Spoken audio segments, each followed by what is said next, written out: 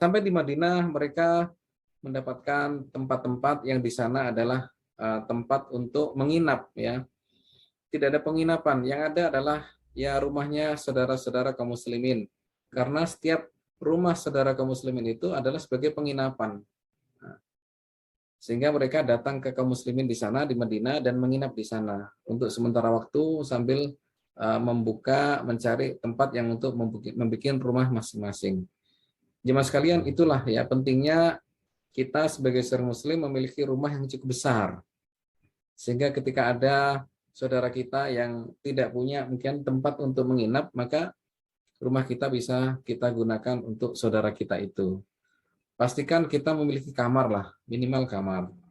Kamar yang layak untuk orang-orang yang barangkali ingin menginap di rumah kita. Kan teman kita banyak dari berbagai tempat, dari berbagai kota. Ya eranya sekarang sih era hotel saat iya. Kalau pas dia memiliki eh, uang untuk sewa kamar di hotel. Manakala saudara, beda lagi saudara nih. Oke, hotel enak, tetapi kan rasanya beda. Lebih senang kalau bersama dengan kita, karena kita sebagai saudaranya. Nah, maka jemaah sekalian, kalau bisa ya, pesan saya adalah bahwa rumah kita ini harus besar memang. Ya, bapak-bapak sekalian ya, tolong dibuatkan rumah besar untuk bunda-bunda yang ada di sini. Nah, ya, paling tidak minimal ada satu kamar yang itu digunakan untuk saudara-saudara yang tinggal di sana. Ini adalah demi untuk ukhuwah, demi untuk kebersamaan dengan saudara-saudara kita. Kan enak kalau ke rumahnya Pak siapa di sini yang ada ini ya, Pak Roni ya. Nah, oh iya enak di sana, bisa nginap semalam, 2 malam gitu ya, maksimal 3 malam lah. Ini para sahabat tinggalnya di kota Madinah juga di rumahnya saudara-saudara sesama Islam di kota Madinah. Satu di antaranya adalah Abdurrahman bin Auf. Dia menginap di rumahnya Sa'ad bin Rabi. Nah, ini yang sangat sering dimunculkan di banyak cerita-cerita tentang sirah, bahwa Rasulullah mempersaudarakan Abdurrahman bin Auf dengan Sa'ad bin Rabi, ya. Tinggalnya di situ jadinya. Dan yang luar biasa adalah Sa'ad bin Rabi, dia mengatakan, "Wahai Abdurrahman, ini tanah saya luas. Saya ingin bagi dua, Anda separuh, saya separuh." Nah, begitu. Bayangkan, Anda separuh, saya separuh, gitu. Ya, tanahnya luas. Ini kayaknya belum ada di Sidoarjo ini ya. Ada mungkin saya nggak tahu barangkali. Semoga ada nantinya ya. Orang yang modelnya seperti Sa'ad bin Rabi. Anda catat namanya ya, Sa'ad bin Rabi. Dia memberikan separuh tanahnya kepada Abdurrahman bin Auf. Gitu.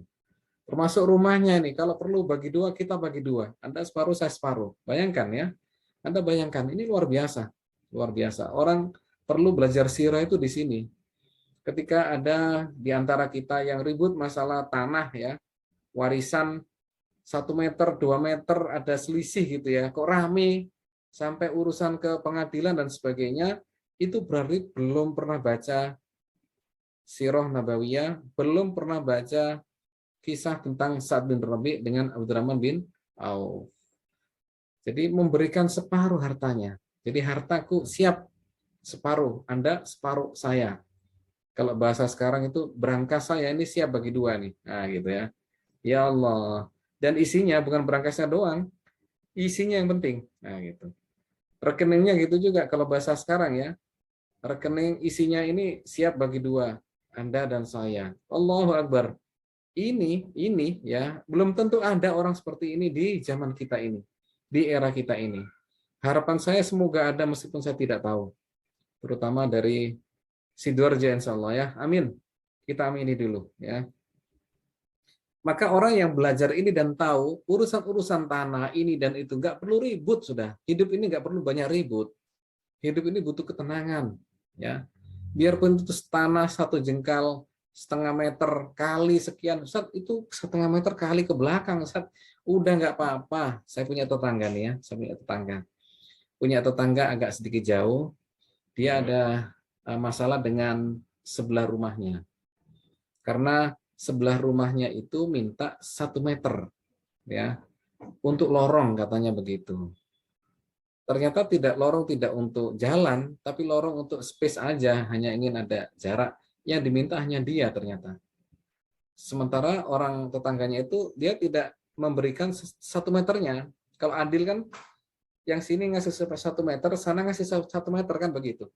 Ternyata enggak, yang diminta adalah tetangga saya ini agak jauh ya, si A ini, si A ya, 1 meter saja. Sementara dia tetangga itu tidak, tetangga yang lain itu tidak memberikan 1 meternya.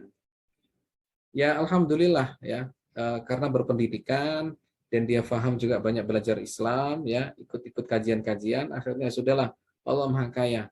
Insya Allah semuanya akan Allah bantu gitu. Jadi 1 meter depan sampai belakang itu dibiarkan kosong. Terserah dipakai apa gitu ya. Sampai sekarang juga masih terlihat, saya lihat masih itu kosong gitu aja sudah. Kadang dipakai lewat, kadang bahkan dipakai apa namanya, gudang ya, oleh tetangganya. Jadi si A ini adalah luar biasa, dibiarkan sudah 1 meter untuk untuk dibiarkan daripada ribut-ribut gitu.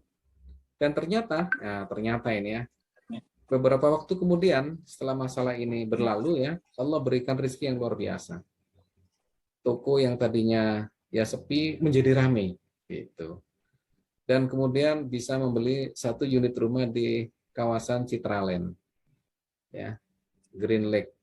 Ini luar biasa dan cukup mahal karena ya levelnya beda ya. Bisa membeli ya. Dan sekarang tinggalnya di sana, tidak lagi di toko tempat dia menjual itu. Allah Maha Kaya, Allah kasih ya rezeki yang tidak disangka-sangka, Allah lipat gandakan. Apa yang menjadi persoalan kalau dia mau membantu orang lain maka Allah bantu. Nah ini ya. Ini jemaah sekalian, maka pesan saya kepada seluruhnya, kalau ada urusan apapun dunia gitu ya, dengan saudara kita, teman kita, udah kasih aja sudah. Kita insya Allah al-ithar dalam kaidah usul fikih ya, al-ithar fil ibadah matlub, wal ithar fi ghairil al-ithar fil ibadah matlub, wal ithar fi ghairil ibadah mamnu. Saya ulangi lagi ya, al-ithar fil ibadah mamnu. Wal ithar fi ghairil ibadah matlub. Ithar itu mendahulukan orang lain. Jadi mendahulukan orang lain dalam urusan ibadah itu tidak boleh. Mamnu ya. Al ithar fil ibadah mamnu. Kalau ada soft depan yang kosong, Anda lihat, maka nggak usah nyuruh orang lain untuk maju. Anda yang maju. Gitu. Kan ini ibadah. Anda yang maju, nggak usah menyuruh ke orang lain maju. Ya teman kita di sampingnya maju enggak, tapi Anda yang maju. Ya. Sama dengan bab masalah infak. Kalau memang cukup dengan harta kita sudah, gitu. Nggak perlu orang lain. Jadi hal-hal ibadah ini maka kita yang duluan. Ya. Adapun hal yang bukan ibadah, matlub. Ya, matlub. Al-ithar fi ghairil ibadah matlub. Isar mendahulukan orang lain selain ibadah itu dianjurkan. Seperti masalah-masalah dunia. Sudahlah nggak apa-apa. Bagi dua ternyata sana lebih banyak, udah nggak apa-apa, Allah Maha Kaya. Yakin ya, yakin Allah akan ganti dengan yang jauh lebih baik. Ini mental yang dewasa, mental yang betul-betul matang. Orang-orang yang mentalnya kurang biasanya marah, biasanya merasa kurang. Ini dikasih kurang lagi, ini kurang lagi. Ini karena kurang dewasa. Ya. Mentalnya kurang matang dalam hidup ini. Maka Islam mengajarkan agar mentalitas kita itu matang. Toh sesama teman sendiri, bukan siapa-siapa. Sesama saudara, sesama muslim, ya. Bukan apa-apa. Beda dengan kalau dengan rebutan tanah apa gitu ya.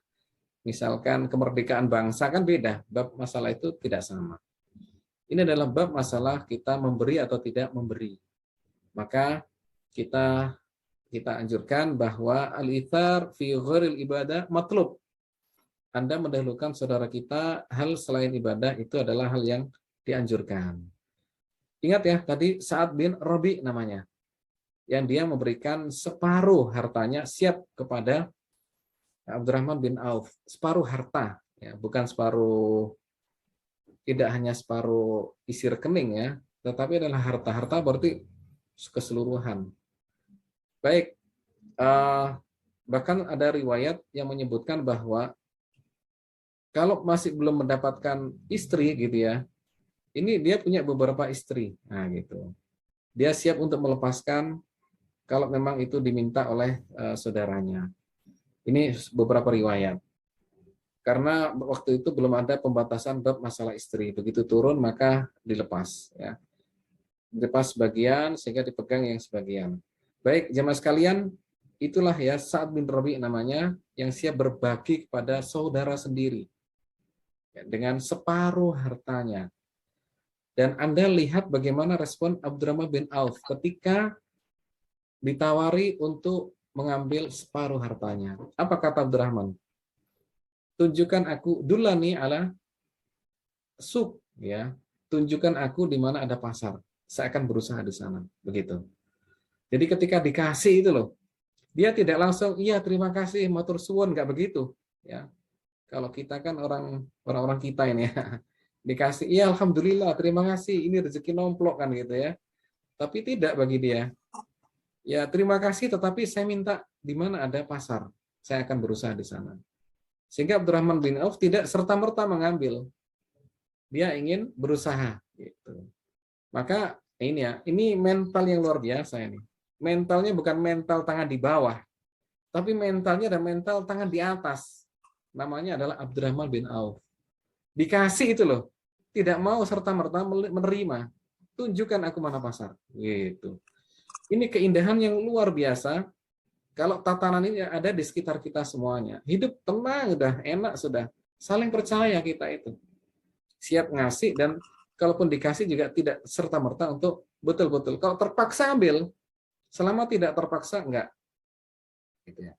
Nah ini Abdurrahman bin Auf ini mencari pasar. Di mana? Oh di sana. Dan dia ternyata adalah orang yang sukses dalam usahanya. Allah kasih itu. Ya Allah. Dengan akhlak yang luar biasa itu Allah berikan kepada Abdurrahman bin Auf dunia ya, dengan sebanyak-banyaknya. Sehingga dia banyak infak ini, infak itu. Dan total kekayaannya Abdurrahman ini melebihi daripada tanah yang tadinya mau dikasihkan kepada dia. Loh, bayangkan. Ya. Ini mentalitasnya luar biasa Abdurrahman ini. Mentalitasnya adalah tangan di atas. Ketika dia posisi tangan di bawah, maka dia berusaha bagaimana untuk menjadikan diri menjadi tangan di atas. Begitu ya, Mas Yasmin rahimakumullah. Jadi dia akhirnya lebih kaya gitu ya, daripada Sa'ad bin Rabi. Ya, meskipun ya waktu itu punya kesempatan untuk mendapatkan. Begitu. Ya Allah. Ini luar biasa. Akhlak yang sangat-sangat luar biasa di antara para sahabat Rasulullah Shallallahu Alaihi Wasallam.